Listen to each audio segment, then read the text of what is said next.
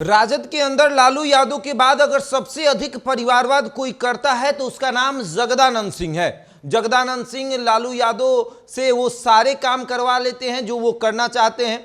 जगदानंद सिंह लालू यादव पर पूरी तरीके से हावी हो चुके हैं। वो अपनी मन की जो भी इच्छा होती है वो लालू यादव के सामने रखते हैं और लालू यादव मजबूरन उन तमाम चीजों को कर देते हैं। लोकसभा अगर लड़ना होगा तो जगदानंद सिंह का बेटा चुनाव लड़ेगा, विधानसभा लड़ना होगा तो जगदानंद सिंह का बेटा चुनाव लड़ेगा, अगर एमएलसी का चुनाव होगा तो वो भी जगदानंद सिंह का बेटा चुनाव लड़ेगा, अगर 3 से अधिक बेटे होते तो शायद वो भी चुनाव लड़ते, किसी ना किसी पद से उन्हें भी चुनाव लड़ाया जाता, राज्यसभा भेजा जाता, विधान परिषद भेजा जाता, कहीं ना कहीं जरूर भेजा जाता। देखिए अभी बक्सर लोकसभा क्षेत्र से जगदानंद सिंह के बड़े बेटे सुधाकर सिंह सांसद बने हैं और वो इसके पहले रामगढ़ से विधायक थे और रामगढ़ विधानसभा सीट खाली हुई है और उस विधानसभा सीट पर जगदानंद सिंह के छोटे बेटे अजीत सिंह चुनाव लड़ने की तैयारी कर रहे हैं, वो भी राजद से। इसके पहले अगर बात करें तो अजीत सिंह जेडीयू में थे।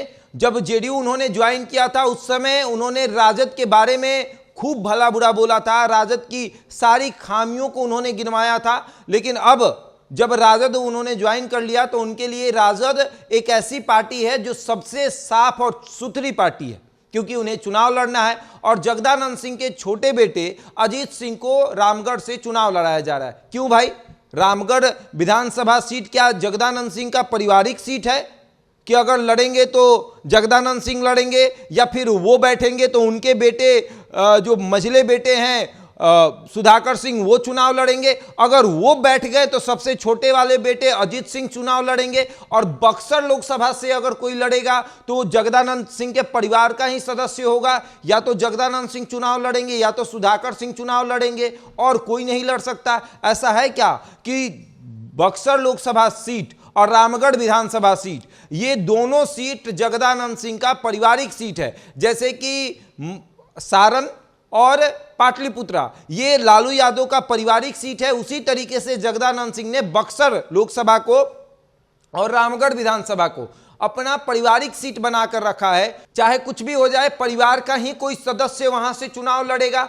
और ये एक बड़ा सवाल है और सबसे बड़ी बात कि जगदानंद सिंह के प्रदेश अध्यक्ष बनने से पार्टी में भले ही संस्कार आए होंगे, पार्टी भले ही संस्कार पूर्वक चल रही है, लेकिन पार्टी के बहुत नेता ऐसे हैं जो नाराज हैं। नाराजगी की सबसे बड़ी वजह है कि लोकसभा का चुनाव और उनका कहीं प्रचार करने नहीं जाना, ये एक बड़ी नाराजगी है। और उसके बाद कहीं भी चुनाव हो अपने परिवार के सदस्यों को जरूर लगाना। अब विधान परिषद का चुनाव हुआ तो उसमें उन्होंने अपने बड़े बेटे को टिकट दिलवाया, उसके बाद लोकसभा का चुनाव हुआ तो मझले बेटे को टिकट दिलवाया और अब उपचुनाव हो रहा है विधानसभा का तो उसमें छोटे बेटे को टिकट दिलाने की बात हो रही है। और पार्टी के जो नेता हैं वो सोच रहे हैं कि हम सिर्फ झंडा ढोएंगे, मतलब जो प्रदेश अध्यक्ष बन गया वो अपने परिवार के सभी सदस्यों को चुनाव लड़ा सकता है और हम कार्यकर्ता सिर्फ झंडा ढोने के लिए बने हैं।